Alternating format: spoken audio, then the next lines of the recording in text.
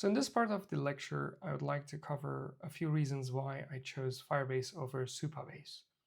Let's have a quick look at both of them and find out what are they. So let's say Supabase. What is Supabase? Supabase is a suite of tools. It's a way to build web and mobile applications, the backend part of it. It has this so-called Postgres database as off-the-shelf, authentication and APIs and edge functions and so on, which we'll know in just a minute. It's a very nice project. I like it personally the most, especially for the reason that it has a vector database. You can put a vector database on Supabase. And another good reason that I like it is that N8N, one of the companies that I like the most, or the tools that I like the most, and my workshops are around this, has a very nice integration with Supabase off the shelf. But why did I not choose to go with Supabase? There is a good reason for that. I want to teach you guys the best of the best available there for a web application that you build and it lasts and it can scale. One of the reasons is it's production ready. Firebase is production ready at scale in its maturity. So is the case with Supabase, but you cannot compare a small company like Supabase. I'm not sure how big this company is, but you cannot compare Supabase with Google. Google is the giant company, this mega company that provides GCP, and GCP is Google Cloud Platform that allows you to run a lot of computing stuff on the internet. So it has a lot of solutions. It has, like, you can see all the solutions here. It has almost everything you need when you build web and mobile applications. This is a list of all the services. You can check things out from AI to storage to databases to everything. You will find a lot of them, like literally only for databases. You can see you have way more options than only using Postgres. And coming to Firebase, Firebase itself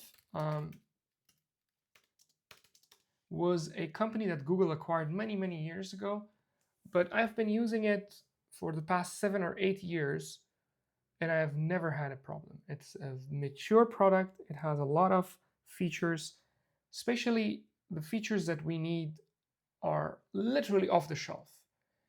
It has database, it has hosting, it has authentication, you name it. Everything is just there.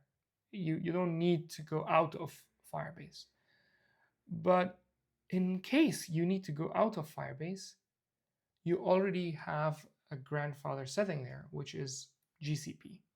So basically, whatever Firebase does, it is doing it on the top of GCP, and integrating GCP and Firebase is the go-to solution for me. This is one of the important reasons why I went with this. Another good reason is that Firebase has a very strong infrastructure when it comes to building real-time features in your app. And since our app has this real-time feature that whenever somebody clicks this button from across the continents, I want to see that on my screen. And that feature, having it super fast going on like this, is going to be hard if I do it with the wrong tools. I'm not saying Supabase is the wrong tool for this. Supabase also have so-called real-time database subscription, but the infrastructure for Firebase is way much better at scale than Supabase. And obviously the authentication, like signing up with Google and things like that, it's equally good in both of them. But again, I favor mostly Firebase because of good reasons. And the developer tools and the ecosystem and everything is much better in case of Firebase. So the intention for me of this course is not to just build you or not to just show you how to build a web application and then you throw it away. For that, you can go and do it with Replit, with Lovable, and with Firebase, and a lot more, Bolt, V0, and so on.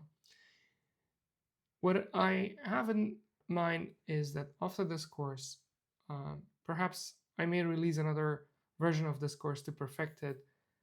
You should become a vibe coder that builds a web application that lasts. Therefore, as a part of the closing lectures of this, I have in mind that I will show you how to hire a developer from the internet, mainly from Upwork, and what to look for and how to interview and things like that. So that once you build your little application, then you can go and hire an engineer, give this application to him or her, and then they will enhance it for you. So why not to sit on an infrastructure that can scale later on, no matter what other services that you want, which is GCP.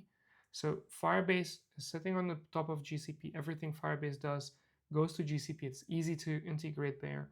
Therefore, I chose Firebase over Supabase. See you in the next lecture.